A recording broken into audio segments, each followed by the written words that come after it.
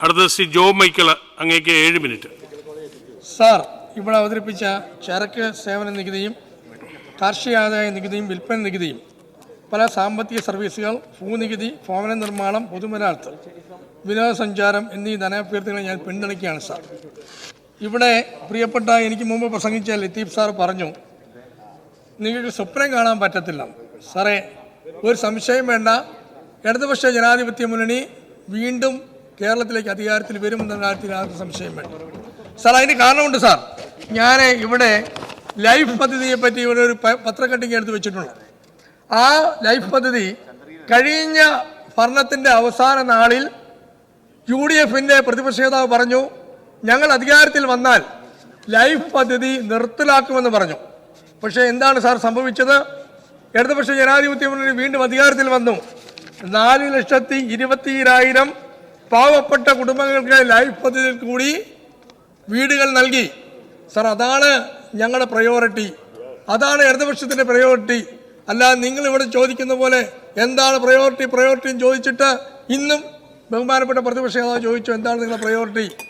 ഇവിടുത്തെ പാവപ്പെട്ട ആളുകളെ വികസനത്തിൻ്റെ കുതിപ്പിലേക്ക് കൊണ്ടുവരിക എന്നുള്ളതാണ് സാർ ഞങ്ങളുടെ പ്രയോറിറ്റി. ഇവിടെ ഇപ്പം ലത്തീഫ് സാറ് പറഞ്ഞല്ലോ, എന്താ പറഞ്ഞത്? മദ്യത്തിൻ്റെ കാര്യം പറഞ്ഞു. ഇന്നലെ ഈ ഫ്ലോറിൽ പറഞ്ഞു, ഭരണകക്ഷിയിലുള്ള ഒരു MLA-മാർക്കും ഭരണകക്ഷിയുള്ള ഒരു MP-മാർക്കും ഇവിടെ മദ്യ ബാർ ഷോപ്പുകളില്ല സാർ, മദ്യ ഹോട്ടലുകളില്ല സാർ. പക്ഷെ പ്രതിപക്ഷത്തിരിക്കുന്ന ആളോട് ചോദിക്കുന്നു, നിങ്ങളുടെ MP-മാർക്കും നിങ്ങളുടെ MLA-മാർക്കും ബാർ ഹോട്ടലുകളില്ലേ? നിങ്ങൾക്ക് നെഞ്ചത്ത് കൈവച്ച് പറയാൻ സാധിക്കുമോ ഞങ്ങൾക്ക് ഹോട്ടലുകളില്ല എന്ന്, ബാർ ഹോട്ടലുകളില്ല എന്ന് നിങ്ങൾക്ക് പറയാൻ സാധിക്കുമോ? ഒരിക്കലും സാധിക്കത്തില്ല സാർ. അതുകൊണ്ട് തന്നെ ഞങ്ങൾ പറയുന്നു, കേരളത്തിലെ ജനങ്ങൾ ഈ വികസനത്തെ അനുകൂലിക്കും സാർ. ഞാനിവിടെ സൂചിപ്പിക്കാനുള്ള മറ്റൊരു കാര്യം, കാർഷിക ആദായ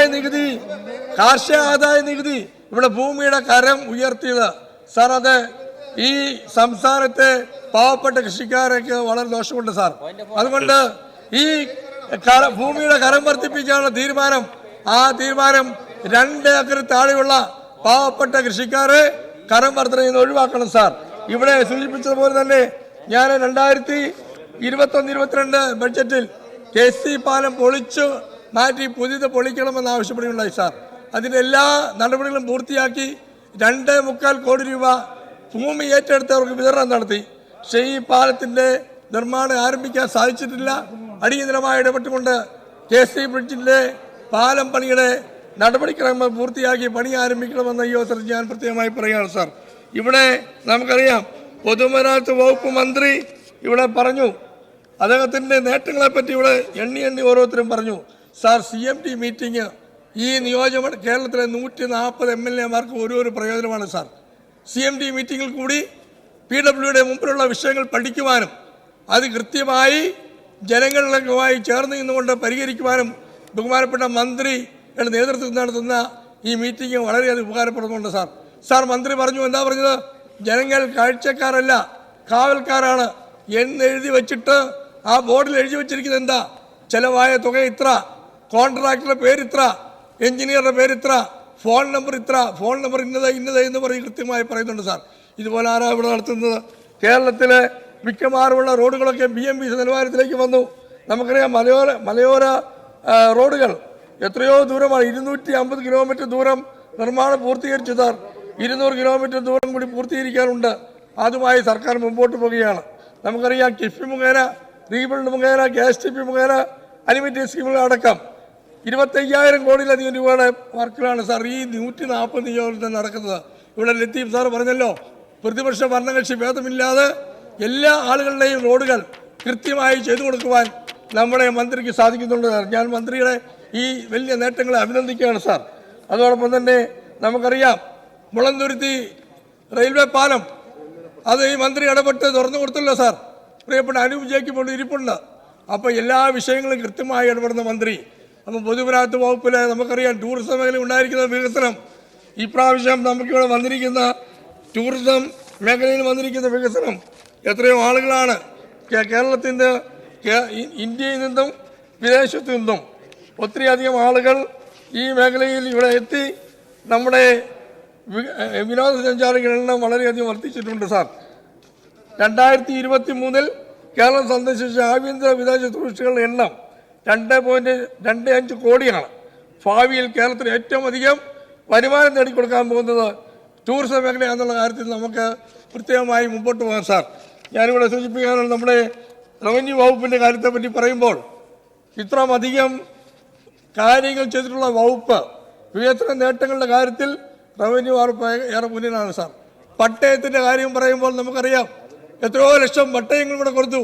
നിങ്ങൾ ഓർക്കുന്നുണ്ടാവില്ലോ 91-96 KM മാണി സാറ്, എൻ്റെ നേതാവായിരുന്ന KM മാണി സാറ് കേരളത്തിൻ്റെ റവന്യൂ മന്ത്രി ആയിരുന്നപ്പോൾ പട്ടയം കൊടുക്കാൻ ശ്രമിച്ചപ്പോൾ ആ പട്ടയം കൊടുക്കുന്ന കാര്യത്തെ എതിർത്തത് കേന്ദ്രമന്ത്രിമാരായ അന്നത്തെ 2 മന്ത്രിമാർ.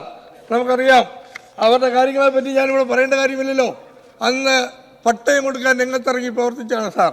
നമുക്കറിയാം 2025 നവംബർ മാസം 1 മുമ്പ് കേരളം വീണ്ടും ഒന്നാമത്തെയാണ് സാർ. എന്താണ് കാര്യം? കേരളം എന്ന് പറയുന്ന സംസ്ഥാനം ദാരിദ്ര്യമില്ലാത്ത സംസ്ഥാനമാക്കി മാറ്റാൻ വേണ്ടിയുള്ള ശ്രമം നടത്തുകയാണ്. അത് ഈ ഗവൺമെൻറ് മാത്രം വിജയമല്ല, കേരളത്തിലെ മൊത്തം ജനങ്ങളുടെ വിജയമാണ്.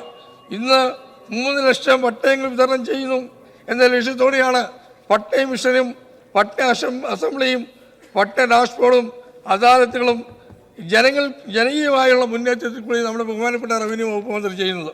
നമുക്കറിയാം നിലവിൽ റവന്യൂ വകുപ്പ് ഏറ്റെടുത്ത ശേഷം ഏറ്റവും പ്രധാനപ്പെട്ട മറ്റൊരു ദൗത്യമായിരുന്നു വനഭൂമിയിലെ പട്ടയ വിതരണം. ഇതുമായി ബന്ധപ്പെട്ട് 3 പതിനെട്ടായിട്ടുള്ള കേരളത്തിന് ആവശ്യമാണ് സാർ പുതിയ സംയുക്ത പരിശോധനയിൽ കൂടി പരിഹരിക്കപ്പെടാൻ പോകുന്നത്. സാർ ഞാനിവിടെ ഓർക്കുന്നത് നമ്മുടെ റവന്യൂ അദാലത്തുകൾ, അതോടൊപ്പം തന്നെ പട്ടയ അസംബ്ലികൾ, ഓരോ നിയോജകമണ്ഡലത്തിലും MLA നേതൃത്വത്തിൽ പട്ടയ അസംബ്ലി ചേർന്നുകൊണ്ട് പട്ടയ ഡാഷ്ബോർഡിൽ കൂടി വന്നിരിക്കുന്ന കാര്യങ്ങൾക്ക് പരിഹാരം കാണുവാൻ വേണ്ടിയുള്ള ശ്രമങ്ങളെ ഞാൻ അങ്ങേയറ്റം അഭിനന്ദിക്കുകയാണ് സാർ. കേരളത്തിലെ ജനങ്ങൾ ആഗ്രഹിക്കുന്ന പോലെ തന്നെ നമുക്കറിയാം 2026 ജനുവരിയോടുകൂടി ലാൻഡ് ട്രൈബ്യൂണൽ കെട്ടിക്കിടക്കുന്ന മുഴുവൻ അവകാശങ്ങളും തീർക്കുമെന്ന് ബഹുമാനപ്പെട്ട റവന്യൂ വകുപ്പ് മന്ത്രി പറഞ്ഞിട്ടുണ്ട്. ഞാൻ അദ്ദേഹത്തെ അഭിനന്ദിക്കുന്നു. ഞാൻ എല്ലാ രീതിയിലും ഈ ധനാഭ്യർത്ഥനകളെ പിന്തുണച്ചുകൊണ്ട് ഞാൻ എൻ്റെ വാക്കുകൾ അവസാനിക്കുകയാണ് സാർ.